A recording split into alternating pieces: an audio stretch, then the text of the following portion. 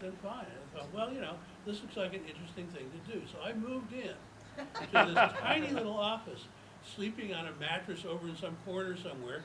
We'd wake up in the morning, and Paul would run down the stairs to the post office box, and, the mailbox, and see how much money he had. And every day he came 15 or 20 bucks from subscriptions. So we were able to, eat and hang out, and we went to a bunch of gigs. Mostly we went to the Cafe at Go-Go, which I think was on Bleecker Street. And it was one of those places that didn't have a liquor license, so we could get in, even though we could have gotten into a liquor place because we were all 18. But what they had was all these sort of coffee and ice cream things. But we're really lucky. We got to see the Jefferson Airplane there, got to see Howlin' Wolf, got to see a bunch of stuff. Steve Paul, who was a local club owner with much greater ambitions, heard about the magazine and gave us a pass to go to his club, The Scene, which was on 59th Street, underneath the 59th Street Bridge. In fact, the song by Simon and Garfunkel about 59th Street Bridge is about stepping out of the scene to smoke a joint under the bridge in between sets, which is something a lot of people did. And we went there innumerable times. Skipper's Scary Karate Show. Skipper was a huge black guy who was the bodyguard, or the bouncer, and he would break bricks. And then Tiny Tim, we had to suffer through a lot of Tiny Tim. And it was a place where all the happening people hung out. But the magazine wasn't really getting much recognition. Eventually, we began to accrue enough copy to put out an issue. The real breakthrough came when a bunch of people from the State University of New York at Stony Brook showed up. I don't know how. Two ringleaders were a guy named Sandy Perlman and his friend Richard Meltzer. And they were intent on getting into the Meltzer had his master's dissertation from Yale, which was called The Aesthetics of Rock, which was about no such thing. It was just about running off with a typewriter. But Paul thought this was like really interesting because it was like, intellectual, and it quoted Heidegger and stuff. And so he said, well, we'll find an excerpt out of here, we'll publish it in the magazine. So that was a nice, big, thick piece of typing for me to do. And meanwhile, I'd mentioned it to my girlfriend's father, and he said, I'd like to see this after you're through. Higgins, who was an artist, and Dick had a publishing company called Something Else Press.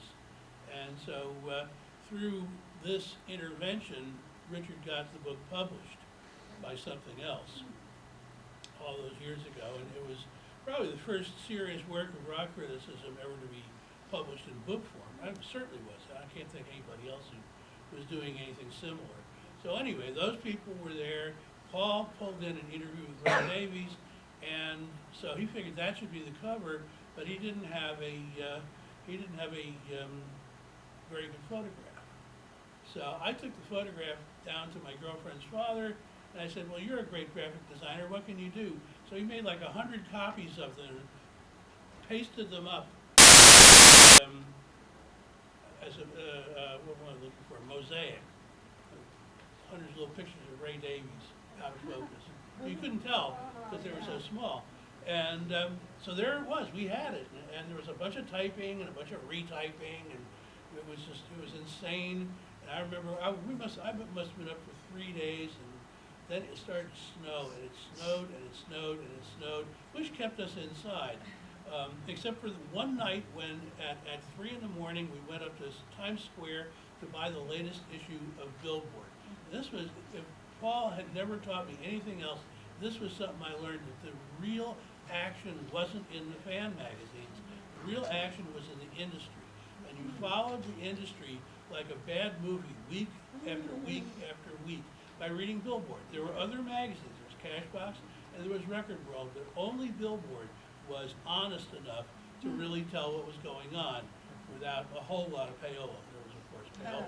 But so I remember that, going up there, me and Tim and Paul going up on the subway, which is just right downstairs, out the door and into the subway, and we walked into Times Square, and there was one newsstand, and this white expanse, there were no other people, and all the Times Square neon was going on, and we walked up to this place, and Paul said, "I'm sure glad you're open," and the guy goes, "Well, somebody's gotta be here to hand out newspapers to the people who need them, and it looks like you need them." So we bought the new issue of Billboard and went back downtown. I took all the flats off to the publisher, off to the printer, and collapsed when I got there. And I woke up several hours later, and the woman said, "You ought to tell your boss to treat you better."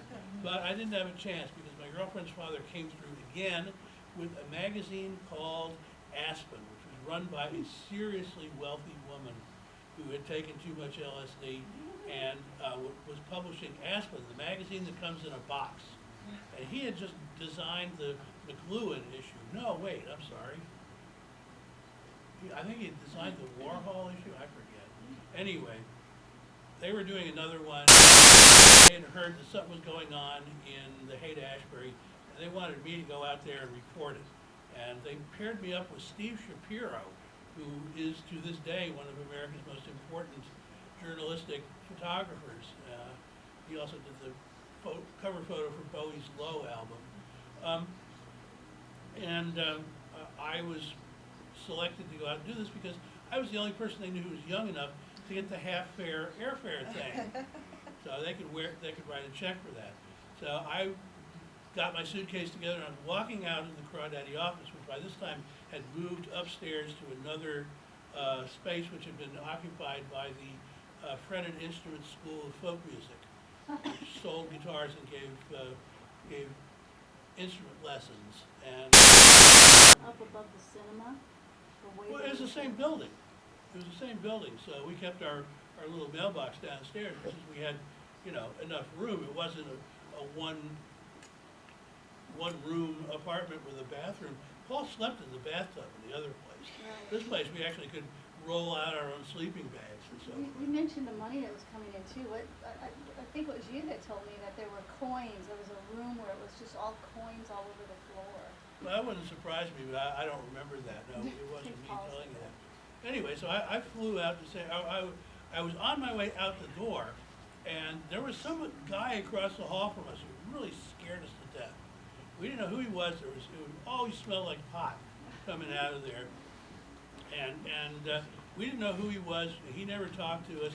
And I was struggling with my suitcase out the door, and his door opened. He goes, "Hey, man, where are you going?" I said, "San Francisco." He said, "Do you know anybody out there?" I said, "No." He said, "Oh, that's cool. Here," and he writes down an address, 1836 Pine, on a piece of paper. And he says, "When you get out there, take a cab to 1836 Pine. I'll call them and tell them you're coming. What's your name again?" And he said, "Okay, well, yeah, there'll be some ladies there who will have a room for you, and they just know everybody in town." So there I was. I took off. I spent a week in San Francisco living in the house that the original Family Dog people were in. I mean, it was Lurie Castell and the folk singer from Texas. What was her name? Lynn Hughes and Stanley Mouse. And all these people were living in this gorgeous Victorian house right on the edge of Japantown. So I got to do all that, and Paul had said, "Make sure you go see Janis Joplin." I not only saw her, but as I was walking with some of the dog people the day after we'd seen her, she was driving down Haight Street, and she pulled over, and I said, "Oh, you're really great." She jumped out of the car and kissed me on the cheek. Still haven't washed it. So after this week, I mean, my whole life was transformed. I don't know what happened to Steve. He disappeared and showed up later at Aspen with a sort of blurry picture of people dancing in the Avalon. And so I got back to New York, and Paul wasn't in the office. There was some woman. I had no idea who she was. She said, "I don't know who you are." I said, "Well, didn't Paul tell?" "Paul's not here." "Well, where is he?" "I don't think I need to tell you that." "Well, shit, see that bedroll over there? That's mine. See that crap over there? That's mine." That would be Dale. I have no idea who it was or where she came from. I said, you know, I live here. She says, you can spend one night here and I want you gone in the morning. So I woke up the next morning and I was really pissed off and I wrote this note about I don't stay where I'm not wanted.